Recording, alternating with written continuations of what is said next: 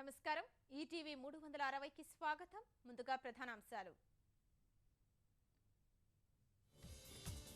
పెద్ద నోట్ల రద్దు సమస్యను సమర్థంగా ఎదుర్కొందాం రాష్ట్ర స్థాయి బ్యాంకర్ల సమావేశంలో సీఎం పిలుపు అంతర్జాతీయ స్థాయికి కూచిపూడిని తీసుకెళ్తామన్న సీఎం ప్రోత్సహిస్తే కళాకారులు అద్భుతాలు సృష్టిస్తారని వ్యాఖ్య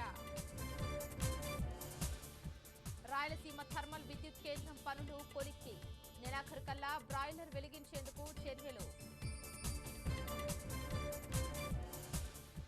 వంతెన కోసం విజయనగరం జిల్లా వాసుల ఎదురుచూపులు అత్యవసర సమయంలోనూ వాగులోనే రాకపోకలు